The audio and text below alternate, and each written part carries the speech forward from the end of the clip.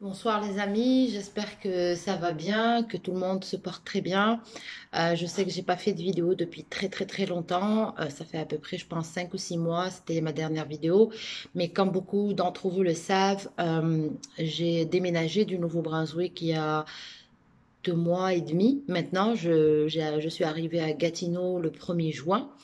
Et depuis, ben, c'est un peu le rembat de combat. Voilà, il y avait tous les papiers à refaire, il y avait les inscriptions, il y avait le travail, il y avait le logement. Donc, c'était un petit peu compliqué pour moi de faire une vidéo, que ce soit pour faire un bilan de mon passage au Nouveau-Brunswick ou que ce soit de faire un bilan de mon arrivée au Gatineau. Donc, je vais un petit peu parler un peu de mon départ et les raisons pour lesquelles je suis partie de Moncton et faire un petit bilan des 2 mois que j'ai passé maintenant à Gatineau. Alors pour commencer, si je suis partie de Moncton, je pense que la plupart d'entre vous qui suivent mes vidéos depuis un moment et qui sont aussi membres du groupe que j'avais avant pour les nouveaux arrivants, Nouveau-Brunswick, savent que personnellement, Moncton n'était pas fait pour moi. Encore une fois, je ne remets pas en question le fait que certains restent, tant mieux pour eux, autant que je suis très contente pour ceux qui partent comme moi. Mais je dirais que Moncton n'a pas été à la hauteur de ce que je cherchais, que ça soit au niveau du travail, que ça soit au niveau de la vie de tous les jours, que ça soit au niveau scolaire, c'était pas du tout ce que je cherchais. Donc j'ai préféré aller voir ailleurs. Donc il a eu un moment où j'ai un petit peu cherché, fait beaucoup de recherches, demandé à mes amis qui sont au Québec ou aussi à d'autres personnes un peu partout dans le Canada pour me décider. Je vous mens pas que j'hésitais un peu entre Vancouver et Gatineau. Et finalement, j'ai opté pour Gatineau parce que c'est très proche d'Ottawa. On est à peu près à 10 minutes d'Ottawa. Donc, ça me permettait de garder cette partie-là bilingue, que ce soit pour le français et l'anglais, car c'était primordial pour moi et que le niveau de vie à Gatineau est beaucoup plus bas qu'à Ottawa. Donc, c'est pour ça que j'ai choisi Gatineau et non pas Ottawa. Les logements sont beaucoup moins chers ici qu'à Ottawa. Si je reviens à Moncton, je dirais que c'est une, c'est une ville c'est un programme au fait qui était destiné normalement à des travailleurs qualifiés, des gens avec des expériences. Je pense malheureusement que la province n'a pas impliqué les entreprises dans leur processus de recrutement d'immigrants internationaux. Et c'est ce qui cause le départ de beaucoup de familles parce que je sais personnellement qu'il y a eu beaucoup de familles qui sont parties, que ce soit à Montréal ou qui sont venues ici à Gatineau, ou d'autres qui même sont arrivées soit pendant le Covid, soit après le Covid, et qui sont en train de penser à partir, à quitter aussi, soit pour Gatineau, soit pour Montréal. Donc, ce sont toujours les deux choix un petit peu qui se font entre le Québec et la partie Outaouais, qui est celle de Gatineau-Ottawa.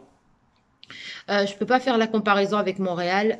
Moi, Montréal, ça n'a jamais été dans mes projets et je pense pas que ça sera un jour dans mes projets, tout simplement parce que j'ai déjà habité dans une grande métropole et que le stress est tellement intense que je ne cherche plus ça. Peut-être dans quelques années, mais en tout cas pas maintenant, que ce soit pour ma stabilité ou pour celle de mon enfant. Je préfère rester sur Gatineau, être dans une ville très calme, mais aussi avec diverses activités. Ne pas être dans une petite ville comme à Moncton, être dans une ville quand même moyenne. Il faut savoir que Gatineau, c'est très calme, euh, mais ça reste quand même une ville très active. Il y a énormément d'activités à faire. Vous avez Ottawa qui est à côté, vous êtes à 2 heures de Montréal, vous êtes à quasiment 3 heures de Toronto. Donc vous êtes vraiment à mi-chemin de tout et vous pouvez pas vous ennuyer si vous voulez pas vous ennuyer. C'est une ville francophone à tendance bilingue, c'est-à-dire que tout le monde ici parle français, donc parle québécois, mais pour le travail, on va vous demander, en tout cas, en règle générale, pour Gatineau, on va vous demander un minimum d'anglais parce qu'ils travaillent beaucoup avec le reste du Canada. Et si vous voulez opter pour Ottawa, ben là, il faut être bilingue. Donc, il faut être conscient de cette option-là par rapport à Gatineau. C'est que si vous voulez travailler, que ce soit au gouvernement, que ce soit dans des entreprises à Ottawa, des organismes, ben, il faut absolument être bilingue. Un peu comme à Montréal. Mais ici, c'est vraiment accru parce que vous êtes à côté de l'Ontario et l'Ontario, ben, ils sont anglophones. Donc ça, c'est la petite comparaison que je pourrais faire par rapport à Moncton.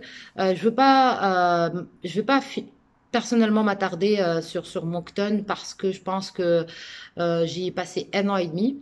J'ai tout fait pour m'intégrer à Moncton. J'ai vraiment essayé de rester le maximum que je pouvais. Malheureusement, pour moi, pour ma part, le côté professionnel, c'était pas exactement ce que je cherchais. La vie de tous les jours, c'était pas ce que je cherchais. Moi, je suis une personne très active.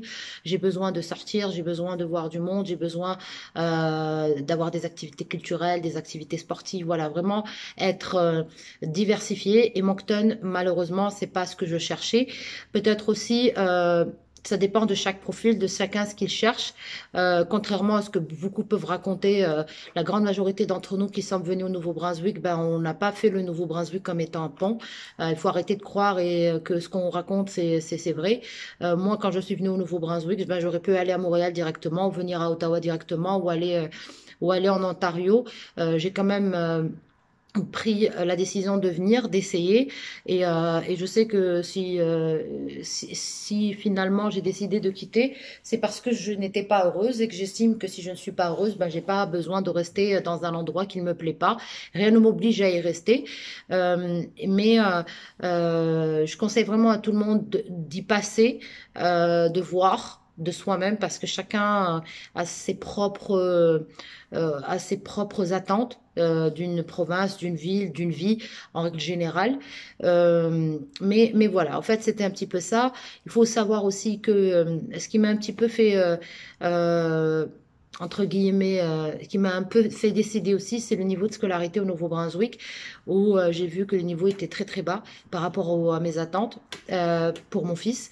Donc c'était aussi une décision. Donc quand j'ai un peu vu le programme au Québec, ça m'a plus, j'étais plus happée par le programme au Québec. Je vous en dirai un peu plus une fois que l'école va reprendre là la semaine prochaine et au fur et à mesure des mois, je vous dirai si le programme est meilleur. En tout cas, de ce que je vois du programme qu'on a récupéré, des livres et tout, donc ici, le programme est, voilà, c'est un programme très francophone, limite très axé sur les mathématiques et le français, les sciences naturelles, là, et l'histoire-géographie, chose qui n'existe pas au Nouveau-Brunswick. Donc, c'était très intéressant qu'ils puissent avoir toute cette matière-là, parce qu'il faut vraiment connaître aussi l'histoire, la géographie, les sciences. Après, c'est vrai qu'on a eu que 4 ou 5 mois d'école. Ensuite, il y a eu le coronavirus qui a compliqué les choses. Le suivi qui a été fait au niveau scolarité pendant le coronavirus, c'est une totale déception pour être honnête. C'était une fois par semaine et encore, c'était des activités pas du tout obligatoires.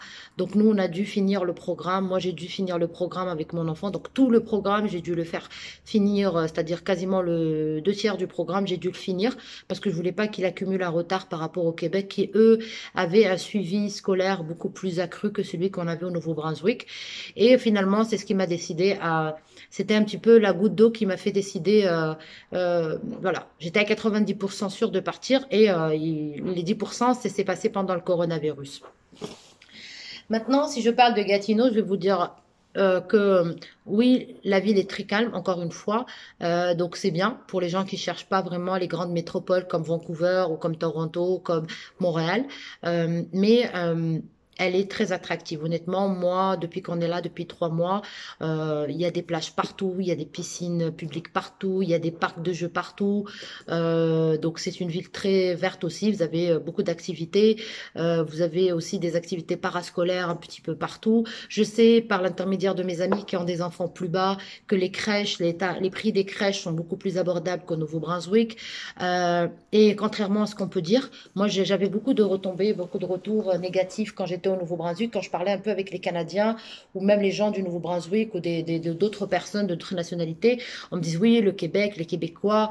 Alors pas du tout, honnêtement, absolument pas. Les gens sont très très très très gentils. Moi j'ai eu la chance de passer des entretiens, j'ai eu aussi la chance de rencontrer des gens un petit peu de toutes les origines. C'est une ville très hétéroclite. Il y a des Arabes comme nous, il y a des Français, il y a des Européens, il y a des Canadiens, il y a des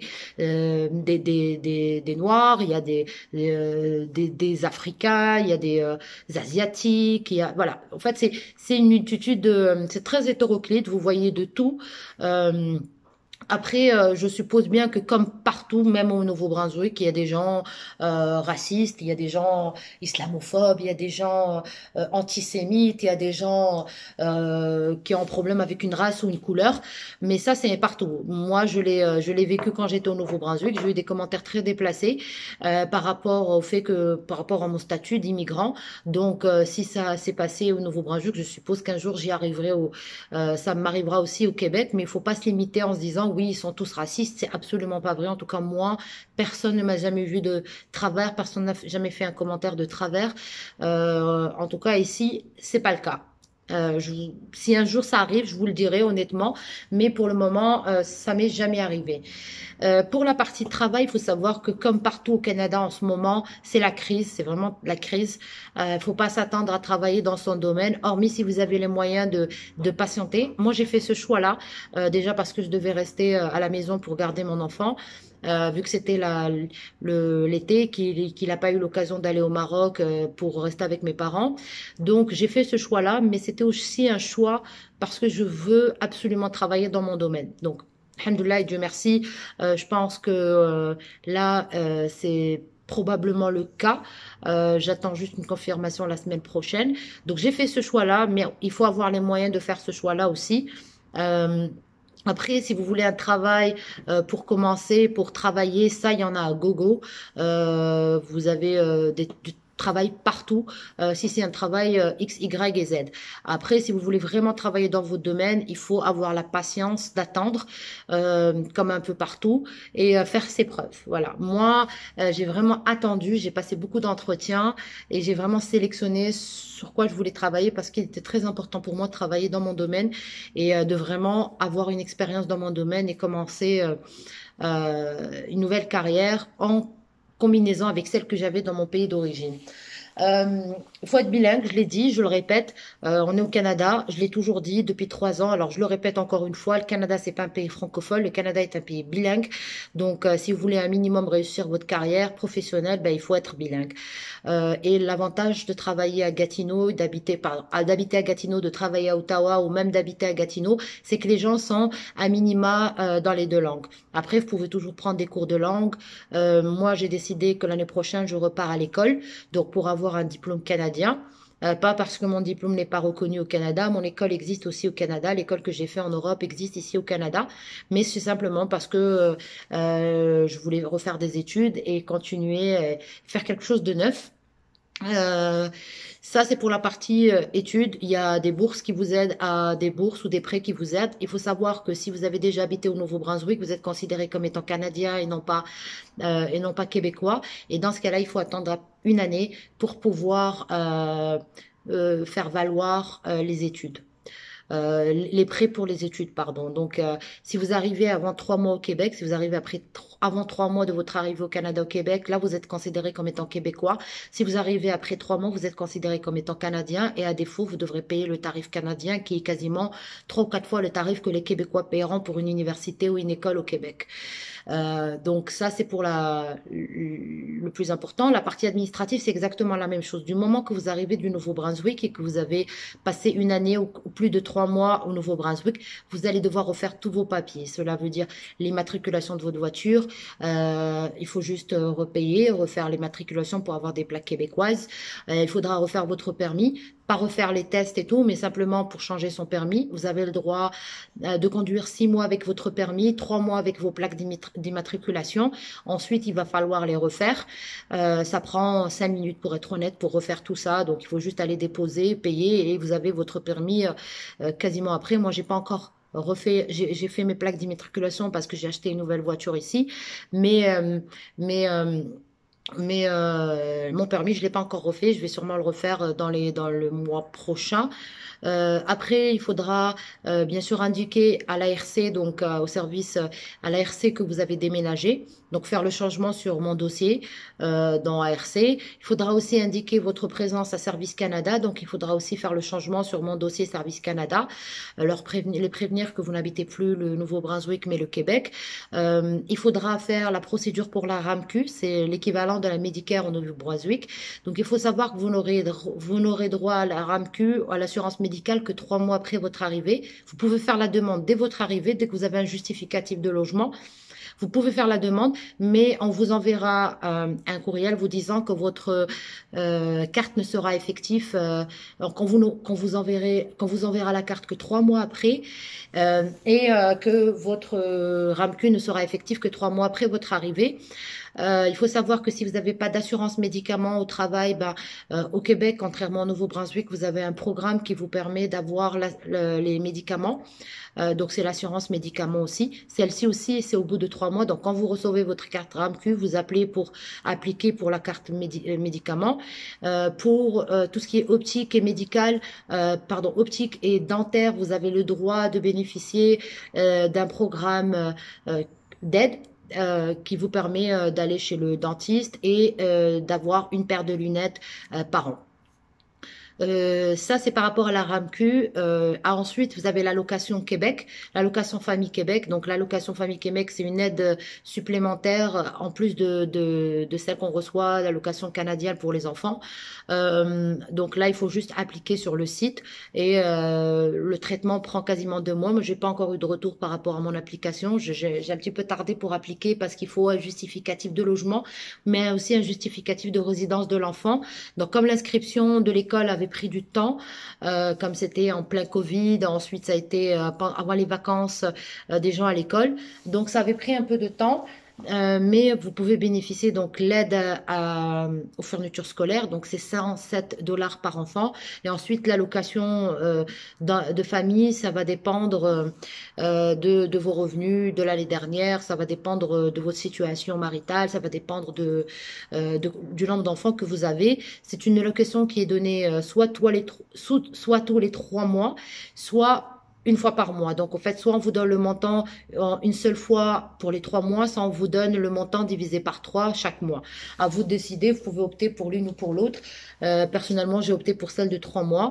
Après, vous pouvez opter pour celle un mois, le mois après l'autre. Je suis en train de réfléchir à ce que j'ai oublié autre chose. Non, je pense que c'est tout. Alors, pour le logement, parce que je sais que la question m'a été posée sur le groupe, pour le logement ici, c'est un peu plus compliqué qu'au Nouveau-Brunswick. On va vraiment vous demander des justificatifs de revenus. On va vous demander de payer ce qu'on appelle une recherche de votre score de crédit. Donc, vous avez intérêt à avoir un bon score. Sinon, si vous avez ni l'un ni l'autre et que vous venez d'arriver au Québec, ou si vous avez il va falloir un garant ou que vous ayez déjà un emploi. Moi, ce que je pensais aux gens qui sont déjà au Nouveau-Brunswick, ceux qui sont au Canada, c'est vraiment prenez le temps de trouver un travail, de décrocher un travail, de dire voilà, j'arrive dans 2 ou 3 semaines et ça va vraiment vous ouvrir toutes les portes pour le logement. Les logements ici, ça va de 700 dollars jusqu'à 1400, 1500 dollars pour des logements neufs. Vous avez différents secteurs à Gatineau. Il faut savoir que Gatineau, c'est beaucoup, beaucoup plus grand qu'au Moncton. Quasiment un secteur, si on parle du secteur Elmer, par exemple, c'est Moncton en entier. Donc ici c'est différents secteurs et dans chaque secteur voilà c'est différencié. Si vous voulez vraiment le centre-ville de Gatineau, il faut aller dans le secteur Gatineau. Si vous voulez un truc un petit peu plus éloigné, c'est un peu secteur du plateau. Si vous voulez un petit peu entre les deux, c'est Elmer ou Hull. Donc en fait ça dépend vraiment de ce que vous cherchez. Il y a aussi le Buckingham. Buckingham c'est un peu plus éloigné d'Ottawa et un peu plus éloigné de Gatineau, mais c'est un secteur qui est au fait dans la ville de Gatineau, mais c'est un secteur différencié. Voilà, je pense que j'ai fait un petit peu le tour. Je me suis plus concentrée sur le Nouveau-Brunswick. Je laisse la chaîne pour les gens qui veulent continuer à voir mes vidéos, qui pourraient peut-être à qui ça pourrait donner voilà des idées. C'est vrai que je vais pas y revenir beaucoup.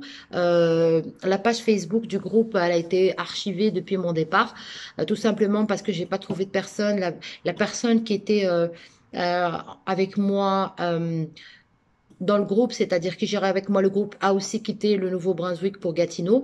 Elle est aujourd'hui avec moi sur le nouveau groupe qu'on a mis en place un peu pour aider les gens qui arrivent sur Gatineau. Donc, je vous mettrai le lien de la page de Gatineau si vous voulez nous suivre pour Gatineau, pour ceux qui seraient intéressés par Gatineau ou par Ottawa. C'est vraiment très concentré sur Gatineau. On commence à republier parce qu'on n'a vraiment pas eu le temps. Personnellement, j'ai pas eu trop le temps ces 2 mois pour le faire. Mais je mettrai le lien sous la vidéo pour ceux qui veulent me suivre sur Facebook. Je réfléchis à peut-être faire une page YouTube comme je l'ai fait pour le Nouveau-Brunswick, pour Gatineau. Vous n'aurez qu'à me dire si ça vous intéresse ou pas. Et en tout cas, de toute façon, je ferai des vidéos que je publierai sur la page Facebook et ensuite je verrai si ça intéresse plus de monde. Je ferai ça pour Gatineau. Je sais que j'ai de nouvelles personnes qui me suivent sur la page de Gatineau, sur la page Facebook de Gatineau, qui elles ne me connaissent pas peut-être du Nouveau-Brunswick. Donc peut-être je ferai les deux. Mais ce qui est sûr, c'est que sur cette page-là, je ne publierai plus. C'est la dernière vidéo que je ferai. Ce que je vous souhaite et ce que je vous ai toujours souhaité, c'est de vous plaire au Canada. Chacun fait les choix qu'il veut, encore une fois.